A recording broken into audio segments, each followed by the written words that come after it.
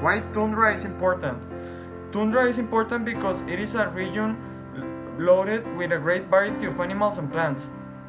Despite the fact that it may appear to be excessively cold and infertile for any life, tundra is very important because everything on Earth is interconnected, so safeguarding of nature is so essential. That is the reason that the tundra is internationally critical, because in order to keep all the biomes safe, we need to keep the tundra safe. In the tundra, like all the ecosystems, the biotic factors depend on the abiotic factors and each other for survival. Change in the biotic factors can drastically affect the health of the living organisms. In the Arctic tundra, the permafrost is very important. In the summer, the top layer of these permanent underground ice sheets melts, creating streams and rivers that nourish biotic factors such as salmon and Arctic char. The permafrost prevents larger plants and trees from gaining a foothold, so lichens, mosses, sedges, and willow shrubs grow close to the ground. Alpine tundra lacks permafrost. Strong winds, thin air, and scarce precipitation are the primary abiotic factors that affect the life here. Lichens, moss like cushion plants, grasses, willow shrubs, and wildflowers with no long taproots for finding nutrients in poor soil characterize the landscape above the tree line. The Antarctic tundra, a variation of the Arctic tundra, features similar abiotic factors that the Arctic tundra, yet supports far fewer biotic factors. As Antarctica's only region without permanent ice cover, the Antarctic Peninsula reveals an arid, rocky landscape. Temperature in the tundra is between the -40 and the 15 degrees Celsius, and the precipitation is about 250 millimeters per year. Some examples of tundra plants that they are found in tundras, like in Arctic zones, Antarctica, and all of that.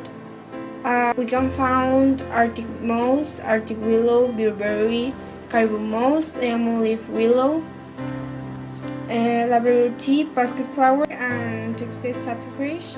We cannot find most plants in tundra because it's a cold zone, so the plants are not easily growing there, but there are some examples of tundra plants.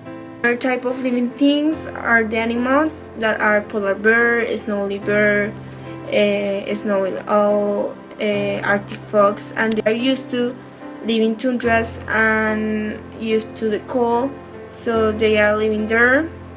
Another examples are the harlequin dog, ermine, and caribou, that are some special animals that live in tundras. We have tundra pine, and this is when there is so much height between the level of the sea. In Mexico, we have two volcanoes, that is Pico de Orizaba, located in Veracruz, El Popocatépetl e Iztaccíhuatl, that is between Mexico and Puebla, and we have other places where there is tundra in Mexico, and it's located in Toluca y Colima. The tundras that cover a tenth of our land are essentially frozen fogs with little vegetation diversity, but these are among the most sensitive habitats in the world. Another concern is about 1/3 of the world's soil-bound carbon is in the tundra permafrost.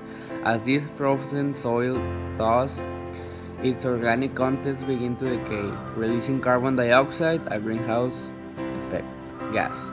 The tundra is also slow to repair itself from physical disturbances such as vehicular tracks. One of the animals in danger of extinction is the musk ox. They were once considered endangered animals, as they numbered only 500 in 1917. They have recovered since then and are no longer endangered animals.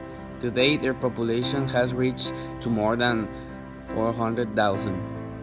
Another species in risk of extinction are two species of Arctic fox. One species in Russia is near extinction because of an infestation of mange, which is caused by parasites spread by dogs. The other species of Arctic fox in Norway, Sweden, Finland are threatened by poor hunters.